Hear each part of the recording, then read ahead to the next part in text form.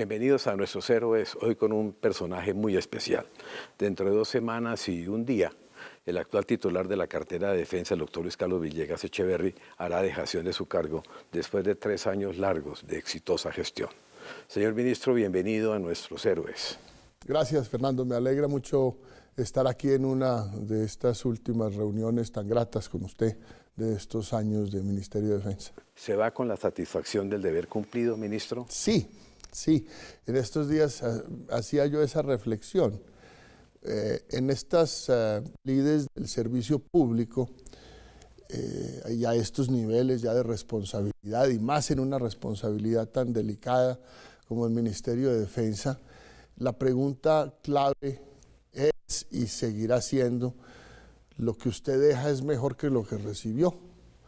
Y la respuesta, en mi caso, sin ninguna duda, es sí. Este es un país que en materia de seguridad y tranquilidad es mejor que en el 2015, es mejor que en el 2008, es mejor que en el 2000, es mejor, y así sucesivamente hacia atrás. De manera que sí, a la pregunta si la satisfacción de lo hecho da para dormir tranquilo, sin duda. Más adelante miraremos qué le deja al nuevo gobierno, al nuevo ministro, el doctor Guillermo Botero Nieto, dirigente gremial también como usted, curiosamente. Pero miremos, le propongo una agenda de 10 temas, señor ministro, y quiero empezar con la modernización del sector defensa.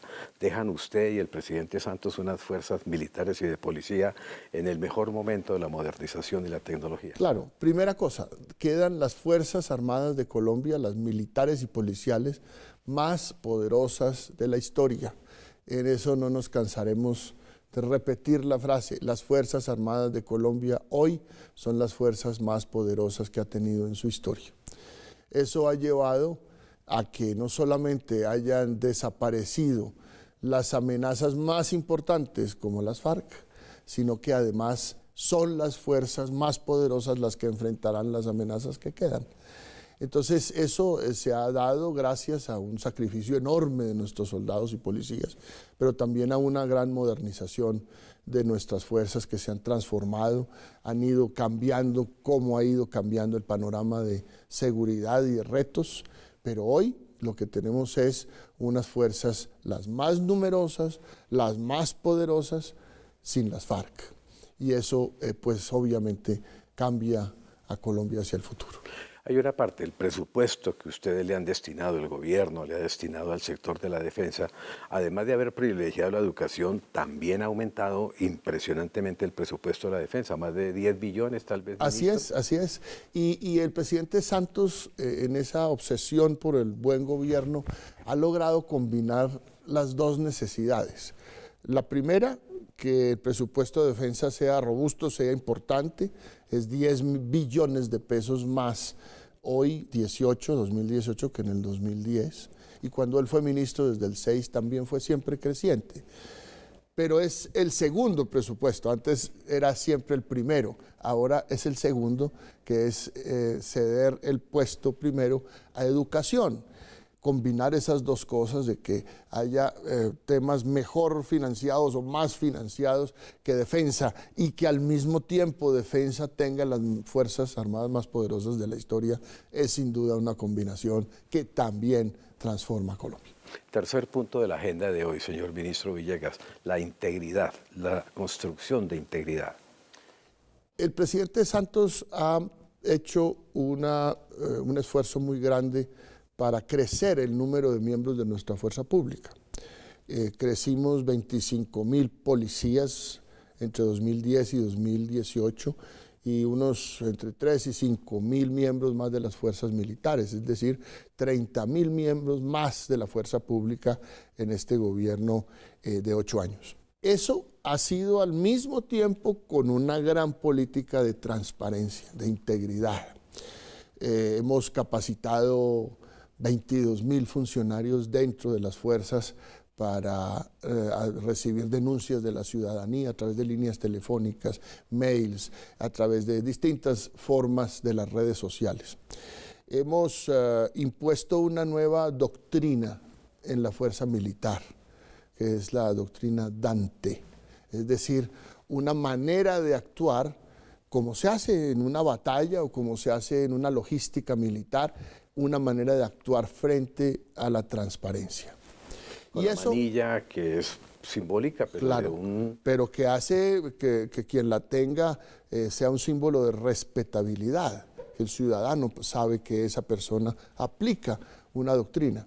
Esa doctrina, Dante, ha sido construida de la mano de un programa que tiene la OTAN, y ahora hablamos de la OTAN si quiere, pero en ese tema de transparencia la OTAN nos ha dado un programa que se llama Construyendo Integridad, y derivada de ese programa Construyendo Integridad está la doctrina Dante y nuestra pertenencia a una lista maravillosa de 19 países del mundo que según Transparencia Internacional tienen bajo riesgo de corrupción en el sector defensa. Nuestros compañeros de esa lista son Japón, Finlandia, Suecia, Estados Unidos, Inglaterra. No hay países en desarrollo, por supuesto no hay latinoamericanos. De manera que a pesar de haber crecido el presupuesto, a pesar de haber crecido el número de miembros de las Fuerzas Armadas de Colombia, ha mejorado sustancialmente su nivel de transparencia. Habrá que seguir en los próximos años luchando por mejorar aún más esa transparencia. Cuarto tema que le propongo, señor ministro Villegas, el fortalecimiento de la institucionalidad y el mayor y mejor bienestar para la fuerza pública. Sí, también ha sido una obsesión del gobierno que se va. En materia de salud, hoy tenemos un sistema muchísimo más saneado desde el punto de vista de las finanzas, un hospital militar sano desde el punto de vista de las finanzas, otras instituciones de salud como el Centro de Rehabilitación Incluyente en cooperación con el gobierno de Corea para nuestros héroes que han sufrido en su integridad física, psíquica o familiar. Unas guarniciones para sanidad en todo el país muy dignas y con un nivel tecnológico bastante bueno como lo es el hospital militar. Tuvimos una gran crisis en la dispensación de medicamentos hace apenas unos meses que se logró resolver y probablemente resolver estructuralmente, escogiendo empresas, no como se hizo antes, empresas que no tenían el músculo para prestar ese servicio, con empresas hoy que sí lo tienen. Esa sola licitación entre policía y fuerzas militares suma $1 billón y va a ser adjudicada por el próximo gobierno en el mes de septiembre. De manera que en salud mejoramos notoriamente, tenemos un sistema de salud en promedio mejor que el sistema público. Y en segundo lugar, educación, me quiero referir a eso. Todos los establecimientos educativos superiores de las Fuerzas Armadas están hoy certificados como instituciones de calidad por el Ministerio de Educación. Eso es un gran logro. El último fue la Escuela de Cadetes de la FAC, de la Fuerza Aérea en Cali, y ya con eso cerramos una promesa que había hecho el gobierno, que era que nuestras instituciones educativas superiores fueran de la calidad mejor que pudiera encontrar un estudiante de nuestras fuerzas, inclusive en el sistema afuera, en el sistema público. De manera que se ha hecho mucho por esos temas, por vivienda, por fortalecer las cajas que financian ese tema de vivienda. Se ha hecho un gran esfuerzo en esa materia. Vamos a hablar de la lucha contra el crimen organizado, señor ministro, pero después de unos mensajes institucionales.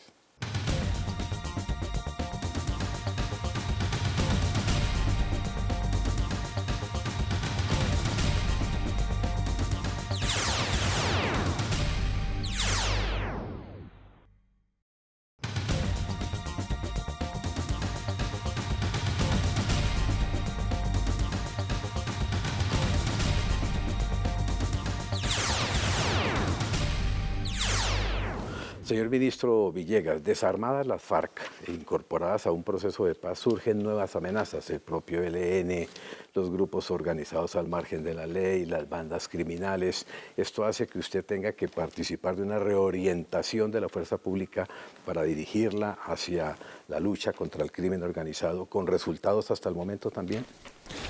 Sí, el crimen organizado, especialmente el narcotráfico, sigue siendo, diría yo, la amenaza a la seguridad de los colombianos más importante. Desafortunadamente toda esa cadena mundial que tiene al final un consumidor y al principio un campesino.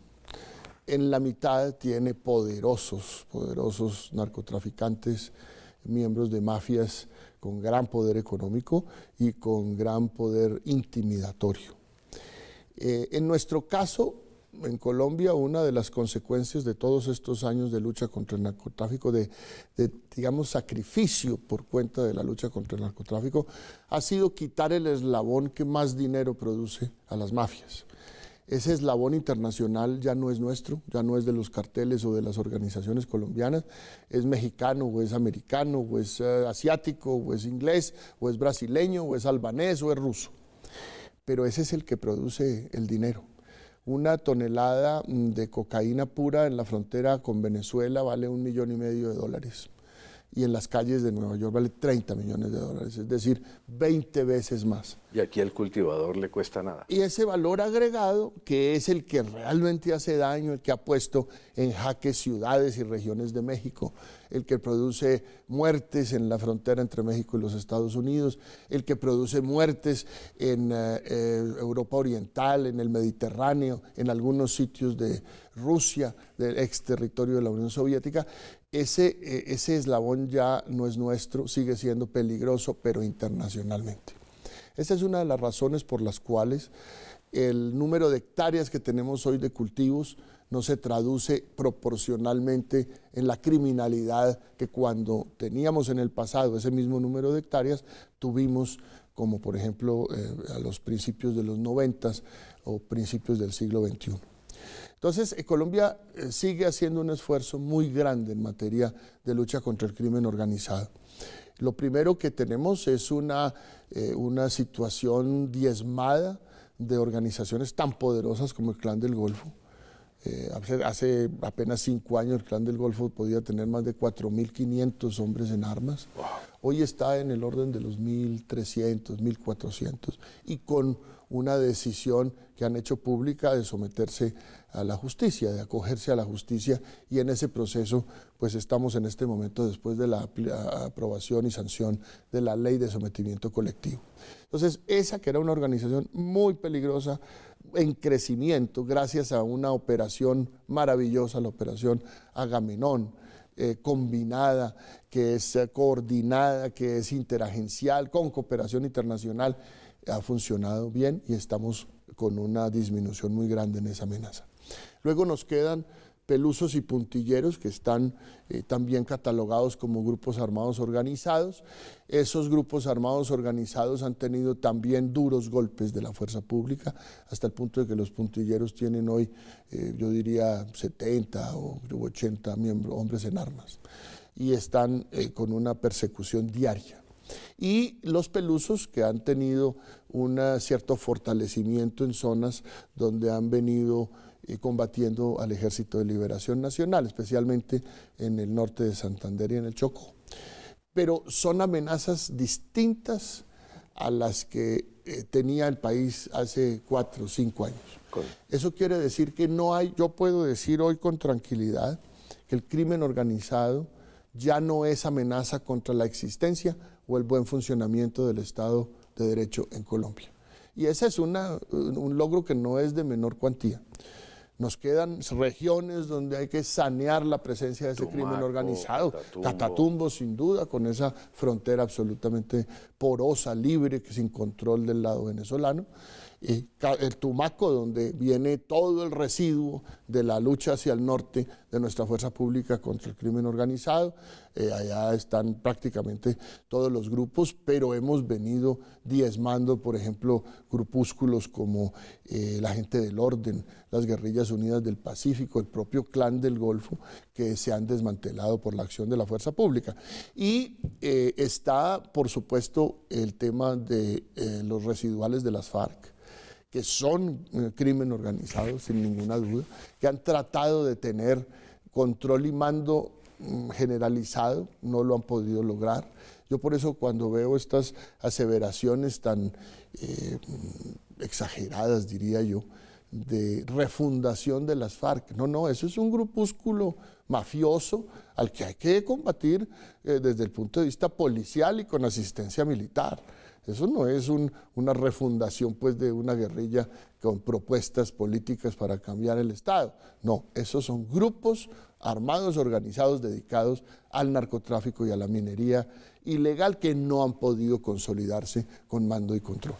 Eso en la parte interna, señor ministro. En la parte externa, la internacionalización, tal vez como con la OTAN lo más importante, pero también con la exportación para la defensa, con la presencia militar. Sí, una cosa que los colombianos no percibimos mucho en el día a día es el prestigio de nuestra fuerza pública afuera.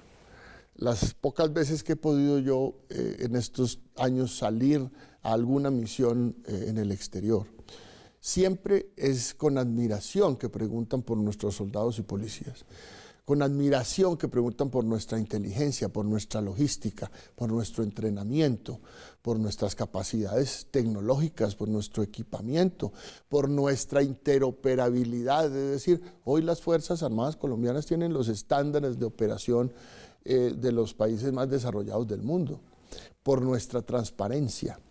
Eso ha llevado a que nuestra fuerza pública haya capacitado ya cerca de 45.000 servidores públicos en el exterior, extranjeros, en 73 países, Fernando. Hemos dado cooperación a 73 países para entrenar en especialidades, antisecuestro, caninos, antiexplosivos, lucha contra el terrorismo urbano, guerra de guerrillas. En fin, eso es nuestro activo para influir sobre los demás y brindar mayor seguridad, no solo a la región, sino a operaciones globales. Y esto llevó a que la OTAN, después de una petición que se hizo cuando el presidente Santos era ministro, reiterada cuando fue elegido presidente, nos reconociera como el primer socio global de la OTAN de América Latina. No somos miembros de la OTAN, eso es una contradicción en principio, porque no somos parte del Atlántico Norte, pero sí somos un cooperante cercano de la OTAN. ¿En qué? En entrenamiento, en inteligencia, en transparencia. Ellos nos seguirán asesorando en todo lo que tiene que ver con las adquisiciones públicas del sector defensa, por ejemplo. En operaciones que tengan que ver con mantenimiento de la paz, de Naciones Unidas, de la Unión Europea, de la OEA, en fin, todo esto que significa unirse a otros para ayudar a que la seguridad sea la base de la paz en otras regiones del mundo, como lo ha sido en Colombia, será parte de esa internacionalización. Esa lista de los socios globales de OTAN también es muy distinguida. Están ahí Australia, Nueva Zelanda, Japón y Colombia. Devolvámonos un poquitico, señor ministro, al tema de la lucha contra el crimen organizado y amarrado a un tema que tiene que ver con la erradicación de cultivos, tanto voluntarios como por acción del gobierno. Usted se fijó una meta de 50.000 hectáreas y cumplió con 53. Sí, señor. Cuando yo llegué en junio del 15, estábamos en medio de una etapa donde realmente la inacción fue muy grande. Se dejó de hacer la aspersión terrestre por orden de la Corte Constitucional y de concepto de la Organización Mundial de la Salud. Se hizo una erradicación manual muy escasa, se hizo muy poca interdicción. En fin, había como un momento gris ahí que hizo que entre el 13 y el 15 el salto fuera de 50.000 a 100.000 hectáreas. Fue el salto más grande de este siglo, 100% en esa etapa. Entonces, al llegar con el presidente Santos nos preguntamos qué debe reformularse y empezamos a ver por regiones y encontramos que 4 regiones eran las que respondían por el 80% de los cultivos. En el Catatumbo, en Antioquia, Caucasia, Urabá, en San José del Guaviare y en Tumaco. Y creamos 4 centros estratégicos para atender esa amenaza. Esos centros han producido realmente muy buenos resultados. Por fuera de esos centros ha habido siembras nuevas, eso es así, pero los niveles de resiembra de aquellas zonas donde hemos intervenido son históricamente los más bajos. Entonces, en el año 16 erradicamos 18.000 hectáreas para empezar con ese programa, forzosamente. En el año 18 la meta fue 50.000, que muchos me dijeron no son capaces de cumplirla, eso es demasiado grande. Se hicieron 53.000 hectáreas, o sea, nos pasamos 3.000 hectáreas de la meta. Y este año nos pusimos como meta 70.000 hectáreas. Y yo dije que iba a lograr una meta volante de 30.000 al irse el gobierno, y se va a cumplir. Llevamos 28.000 hectáreas al momento en que grabamos este programa, y es muy probable que tengamos las 30.000 para agosto. Vamos a hacer una pausa, señor ministro, y volveremos con el tema de la seguridad jurídica para los miembros de las Fuerzas Armadas.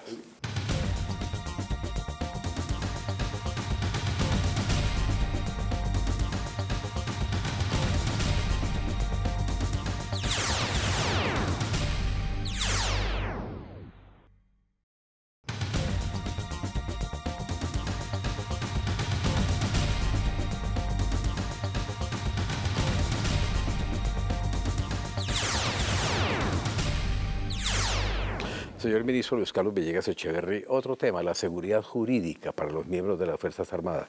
Ha sido un tema muy polémico, pero muy real. ¿Están protegidos jurídicamente? Sí, señor. Y yo creo que en eso vale la pena hacer énfasis en que son dos los grandes logros, los legados de este gobierno. El primero es la Justicia Especial para la Paz. Recordemos que el presidente les prometió a las fuerzas, estaba yo recién llegado, después de haber estado en La Habana y haber estado en Washington hablando de este tema también. Si hay beneficios para las FARC, construiremos con ustedes, fuerzas, un capítulo que pueda derivar también beneficios para aquellos miembros de nuestra fuerza pública que cometieron delitos o que abusaron en alguna manera de la ley durante el conflicto. Eso era pecaminoso, un tema pecaminoso hace 10 años y hace 8 y hace 5. Pues hoy es un tema de gran orgullo para Colombia, para el gobierno y especialmente para las Fuerzas Armadas. Tenemos 2.300 o algo más miembros de la fuerza pública que se han acogido a la JEP. Y de eso cerca de 1.500 o 1.800 que ya tienen beneficios. ¿Cuándo hubiéramos pensado, hace 2 años nomás, hace 3, hace 5, que pudiera haber 1.000, 1.500, 1.800 miembros de la fuerza pública ya en sus casas con libertad provisional después de haber pasado por un proceso abreviado en la JEP?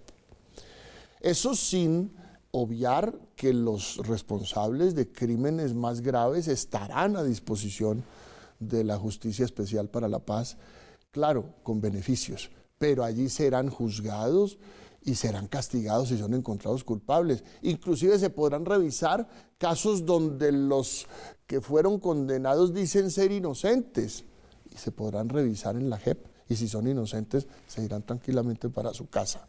Y si son culpables se les aplicará la nueva legislación.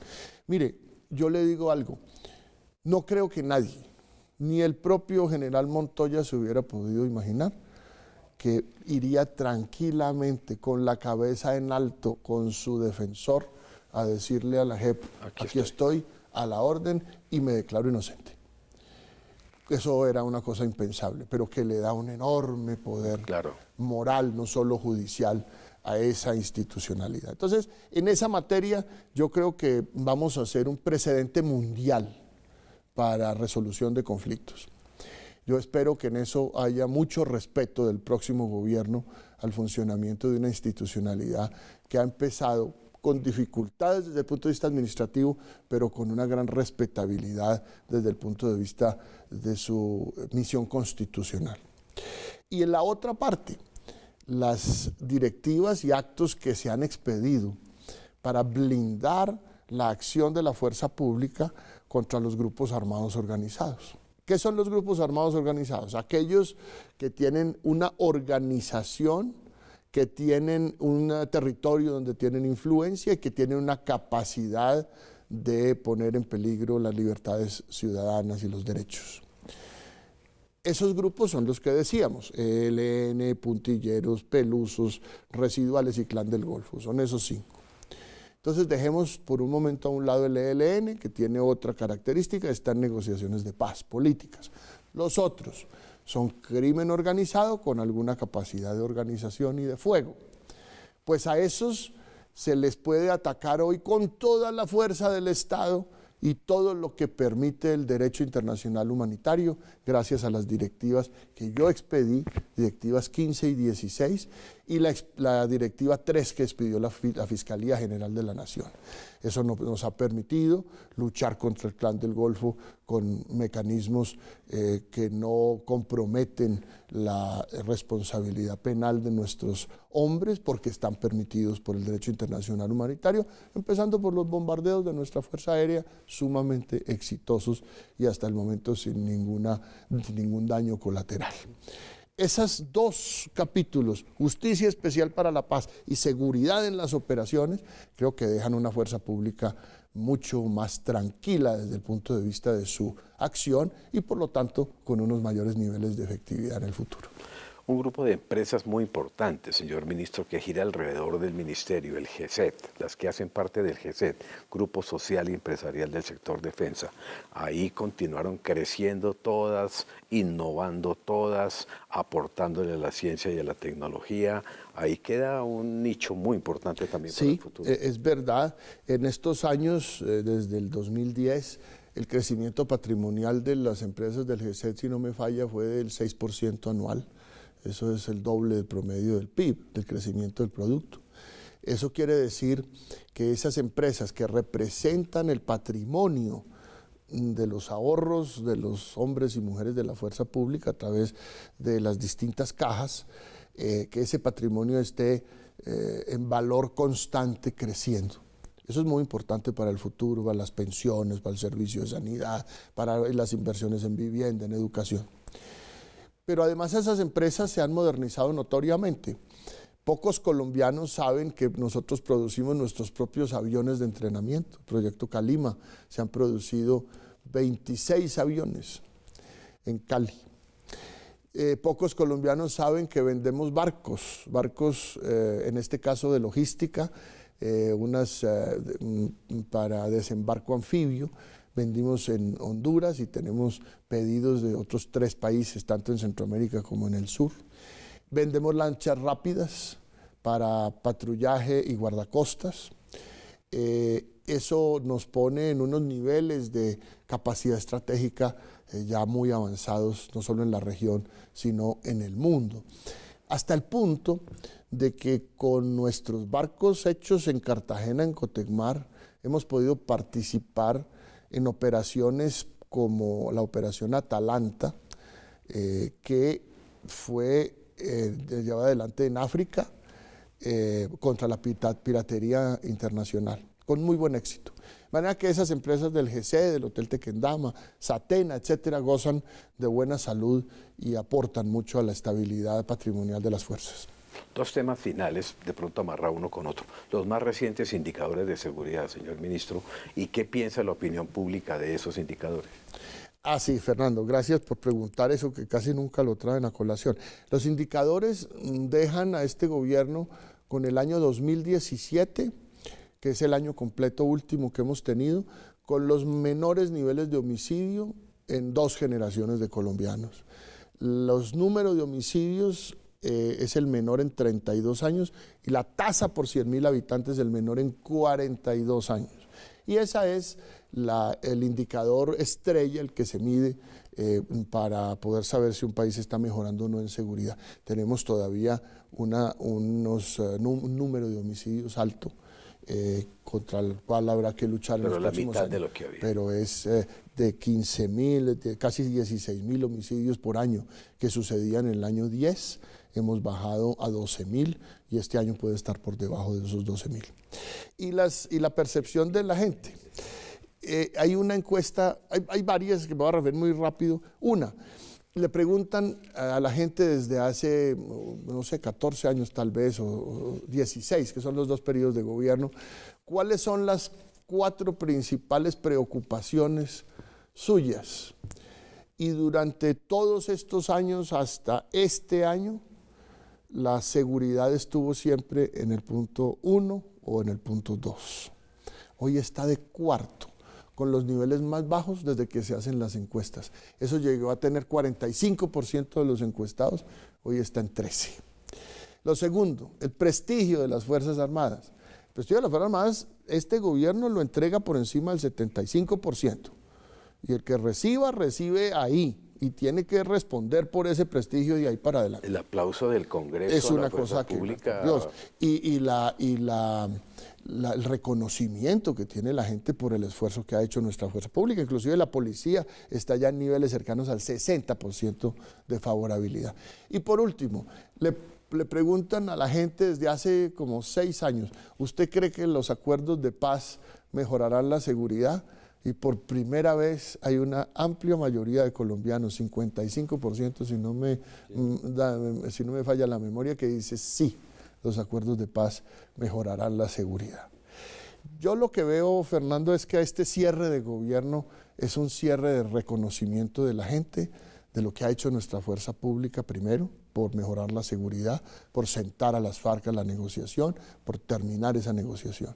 Y un reconocimiento al presidente Santos por haberse jugado su patrimonio político en una idea que hasta hace pocas semanas era criticada mayoritariamente y que hoy no solamente es reconocida como un logro muy importante, sino que cada vez se expande más como un patrimonio que es de todos los colombianos.